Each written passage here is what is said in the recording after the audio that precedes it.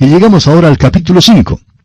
En este capítulo encontramos las ofrendas de restitución y de celos. Es posible que usted, amigo oyente, haya creído que este libro de Números no es un libro muy interesante, pero esperamos que ahora haya cambiado de opinión en cuanto a esto, porque aquí hay materias muy interesantes y un mensaje pertinente para nosotros en estos días. Hemos visto la disposición ordenada del campamento, la cual era una preparación para la marcha a través del desierto. Tenía que haber esta preparación. Al cristiano le hace falta reconocer que es solamente un peregrino que anda por este mundo. Toda cosa y toda persona tiene que estar en su debido lugar para poder caminar, trabajar, guerrear y adorar en el desierto. Llegamos ahora a algunas instrucciones en cuanto a la purificación del campamento. Estas instrucciones aparecen en la sección del libro que abarca desde el capítulo 5 hasta el capítulo 8. Y al llegar a esta sección en cuanto a la purificación del campamento, es necesario que reconozcamos que el motivo de esta purificación y limpieza era que estaban sirviendo a un Dios santo. Y esto en verdad también es para usted y para mí, amigo oyente. En la purificación del campamento, lo primero a tratarse era la ofrenda de restitución y de celos. Y este es el tema del capítulo 5. Veamos pues los primeros 4 versículos de este capítulo 5 de Números, que nos presentan la contaminación por enfermedad y muerte. Jehová habló a Moisés diciendo, manda a los hijos de Israel que echen del campamento a todo leproso y a todos los que padecen flujo de semen y a todo contaminado con muerto. Así a hombres como mujeres echaréis, fuera del campamento los echaréis, para que no contaminen el campamento de aquellos entre los cuales yo habito. Y lo hicieron así los hijos de Israel, y los echaron fuera del campamento, como Jehová dijo a Moisés. Así lo hicieron los hijos de Israel. Tenían que echar fuera del campamento al leproso. Eso nos puede parecer algo cruel. Pero, amigo oyente, había un propósito muy definido que se cumplía con esto. Existía el peligro de la contaminación y la transmisión de la enfermedad. Y leemos que el campamento no debía ser contaminado porque Dios moraba en medio del campamento. Dios, pues, mandó que ciertas personas fueran excluidas del campamento. Ahora, esta no fue una decisión hecha por algunos que se creían superiores, ni por otros que creían tener algún privilegio espiritual que querían vindicar. La lepra es un tipo del pecado. Vimos esto en el libro de Levítico. Cualquier erupción de adentro o flujo del cuerpo habla de la carne, y los pecados de la carne tienen que ser tratados a tiempo y apropiadamente. Tenemos que comprender que si vamos a caminar con Dios, si vamos a gozar de la comunión con Él, debe haber una purificación de nuestras vidas. Amigo oyente, Dios no va a caminar con usted si está sucio. Hay algunos que creen que pueden participar del servicio cristiano y a la vez encubrir un pecado en sus vidas. Pero repetimos, amigo oyente, Dios no va a caminar con usted si está sucio. Porque Dios no es necio, Dios no es sucio.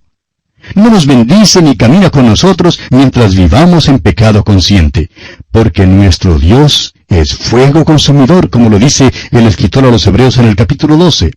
Y el salmista dice en el Salmo 89 y versículo 7, Dios temible en la congregación de los santos y formidable sobre todos cuantos están alrededor de Él. Creemos que la razón por la cual existe tantos problemas, tantas dificultades, enfermedades y angustia entre los hermanos hoy en día es porque no están dispuestos a tratar debidamente el pecado que se halla en sus vidas. En nuestras iglesias hoy en día parece que cerramos los ojos al pecado que hay en las vidas de nuestros hermanos en Cristo. Pero había ciertas personas que tenían que ser echadas fuera del campamento. Cuando lleguemos en nuestro estudio al libro de Josué, veremos que los israelitas no podían obtener la victoria en Ai porque Acán había pecado. O sea que había pecado en el campamento. Acán había pecado y lo había encubierto. Tenía que ser revelado y tratado y sólo entonces podría Israel obtener la victoria total. Creemos que podríamos ver un avivamiento hoy en día si un mayor número de nuestros predicadores, de nuestros oficiales de la iglesia, maestros de la escuela dominical y los miembros del coro estuviesen dispuestos a tratar los pecados de la carne. Los pecados de la carne, amigo oyente, son como la lepra. Dios no bendecirá sino hasta cuando aquel pecado sea tratado. Y ahora llegamos al aspecto de la restitución. Pero siento que nuestro tiempo ya se ha agotado. Tendremos que detenernos aquí por esta ocasión y abordaremos este asunto en nuestro próximo programa. Le invitamos a acompañarnos mientras consideramos este aspecto en nuestra próxima audición. Será pues hasta entonces, que Dios le bendiga ricamente. Continuamos hoy estudiando el capítulo 5 de este libro de Números y llegamos al aspecto de la restitución. Leamos los versículos 5 al 7 de este capítulo 5 de Números. Además habló Jehová a Moisés diciendo, Di a los hijos de Israel, el hombre o la mujer que cometiere alguno de todos los pecados con que los hombres prevarican contra Jehová y delinquen, aquella persona confesará el pecado que cometió y compensará enteramente el daño, y añadirá sobre ello la quinta parte, y lo dará a aquel contra quien pecó. Esto es lo que Zaqueo ofrecía. Usted recordará lo que él dijo allá en Lucas capítulo 19, versículo 8. Él dijo, He aquí, Señor, la mitad de mis bienes doy a los pobres, y si en algo he defraudado a alguno, se lo devuelvo cuadruplicado.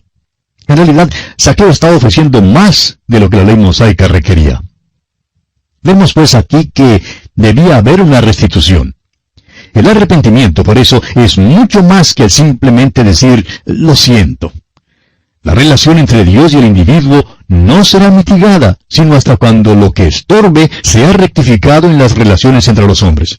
Como lo dice el apóstol Pablo en su segunda carta a los Corintios, capítulo 7, versículo 10, porque la tristeza que es según Dios produce arrepentimiento para salvación, de que no hay que arrepentirse, pero la tristeza del mundo produce muerte. Hoy en día muchas personas creen que el arrepentimiento significa el dejar caer unas pocas lágrimas para luego seguir alegremente en el mismo camino. Pero es mucho más que eso, amigo oyente. Es el arreglar las cuentas. Se trata de la restitución que tiene que hacerse al individuo que ha sido ofendido. Tenemos que confesar nuestros pecados a Dios, eso sí es verdad, pero debemos recordar que nuestro Señor también dijo allá en el capítulo 5 de Mateo, por tanto, si traes tu ofrenda al altar y allí te acuerdas que tu hermano tiene algo contra ti, deja allí tu ofrenda delante del altar y anda, reconcíliate primero con tu hermano y entonces ven y presenta tu ofrenda. El mundo tiene la idea de que uno puede dejar caer unas pocas lágrimas por un rato y que luego, de nuevo, todo está perfectamente bien. Eso es lo que Pablo llama la tristeza del mundo en la epístola a los Corintios. Y ese tipo de arrepentimiento, amigo oyente, es vacío y sin valor alguno. Se cuenta que había un pequeño buque a vapor en el río Mississippi en los Estados Unidos que tenía una caldera muy pequeña y daba una pitada muy fuerte. Cuando aquel buque iba río arriba y daba un silbido con su pito, pues todo el vapor se escapaba por el pito, de modo que se lo llevaba la corriente. No podía ir río arriba y a la vez hacer sonar su pito. Y hay muchas personas hoy en día que son como ese buque a vapor. Su arrepentimiento no es más que el hacer sonar el pito, dejar caer lágrimas en profusión, pero eso es todo. No hay ningún alejamiento del pecado, ningún volverse a Dios, ninguna restitución hacia la persona ofendida, y por tanto no puede haber ningún compañerismo real y verdadero con el Señor. Y llegamos ahora a la ofrenda de los celos. Leamos los versículos 11 al 15 de este capítulo 5 de Números. También Jehová habló a Moisés diciendo, Habla a los hijos de Israel y diles, si la mujer de alguno se descarriare y le fuere infiel, y alguno cohabitare con ella, y su marido no lo hubiese visto por haberse ella mancillado ocultamente, ni hubiere testigo contra ella, ni ella hubiere sido sorprendida en el acto, si viniera sobre él espíritu de celos, y tuviere celos de su mujer, habiéndose ella amancillado, o viniere sobre él espíritu de celos, y tuviere celos de su mujer, no habiéndose ella mancillado, entonces el marido traerá a su mujer al sacerdote, y con ella traerá su ofrenda, la 10ª parte de un efa de harina de cebada. No echará sobre ella aceite, ni pondrá sobre ella incienso, porque es ofrenda de celos, ofrenda recordativa que trae a la memoria el pecado. Creemos que no hay necesidad de explicar este pasaje, amigo oyente, porque es bastante claro. Veamos entonces en los versículos siguientes el proceso que debía seguirse para resolver las dudas que pudiese haber en cuanto a la conducta de la esposa y sobre su posible culpabilidad. Leamos los versículos 16 al 19. Y el sacerdote hará que ella se acerque y se ponga delante de Jehová.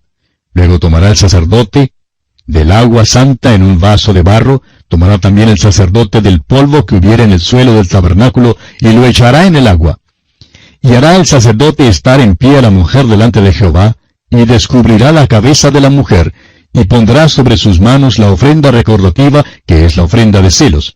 Y el sacerdote tendrá en la mano las aguas amargas que acarrean maldición.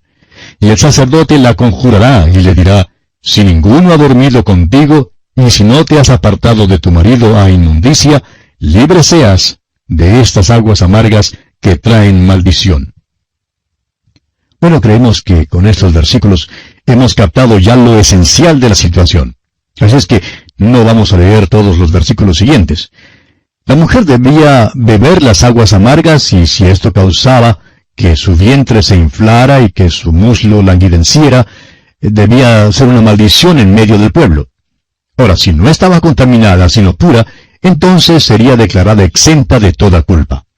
Esta prueba tendría un efecto psicológico muy grande sobre cualquier persona, y mayormente si era culpable. Ahora, ¿por qué no se menciona aquí al hombre? En este caso no se trata de una sospecha en cuanto al hombre, sino en cuanto a la esposa. Y quisiéramos decirle, amigo oyente, que la Biblia no enseña un criterio moral que permita más libertad al hombre que a la mujer. En este caso, es el esposo quien sospechaba de la esposa. ¿Podría ser culpable un esposo? Claro que sí, amigo oyente. Vimos ya en el libro de Levítico, y lo veremos de nuevo en el libro de Deuteronomio, que si un hombre y una mujer eran tomados en adulterio, los dos debían de ser muertos a pedradas. No hay pues ningún criterio moral en la Biblia que permita más libertad al hombre que a la mujer. Este cuadro que tenemos aquí habla de la ofrenda de celos. ¿Cree usted, amigo oyente, que Dios sea un Dios celoso? Bueno, eso es lo que Él dice. Soy Jehová, Dios celoso, allá en Éxodo 25. Pero, ¿realmente quiere decir que Dios es celoso? Sí, amigo oyente, Él es celoso. Pero esto no significa el tipo de celo pasional que es bajo y humano, como son los celos de una persona que es incitada a exasperación. Aquí se trata de los celos de la persona a quien uno ama. Cuando oímos decir a una esposa, bueno, tú sabes que mi esposo no es celoso, nos da ganas de decirle a ella, señora, no se lo diga a nadie. Porque, esposas, si el esposo no es celoso con la esposa, es porque no la ama. Por lo tanto, no creo que yo diría tal cosa si yo fuera usted. Si un hombre realmente ama a una mujer, es celoso con ella. Y lo mismo ocurre si una mujer ama a un hombre. Y es así, de esta manera, como Dios es celoso. Él nos ama, amigo oyente, es celoso con nosotros. Él no quiere que dediquemos nuestro tiempo y nuestro amor a las cosas de este mundo. Quiere que le amemos a Él solamente. En esta prueba de celos, si la esposa resultaba inocente, era exonerada. En realidad, esta ley protegía a la mujer de un hombre celoso. Esto servía para ella de una manera maravillosa. Ciertamente esto acentúa una vez más que la palabra de Dios pone en claro este asunto de la fidelidad al voto del matrimonio. Hoy en día vemos una gran depravación en cuanto a esto, hasta el punto que para algunos ya se está tornando cosa aceptable que el voto del matrimonio no sea tomado en serio. Pero amigo oyente, Dios le hará responsable por sus votos, eso es seguro. Muchos de los problemas del mundo de hoy en día son causados en el hogar. Ese es el lugar donde la mayoría de nuestros problemas se producen. Son producidos por aquellos que hacen poco o ningún caso del voto del matrimonio. Dios no puede bendecir ni bendecirá a una nación que no lo tome en serio. Y así, amigo oyente, concluimos nuestro estudio del capítulo 5 de Números.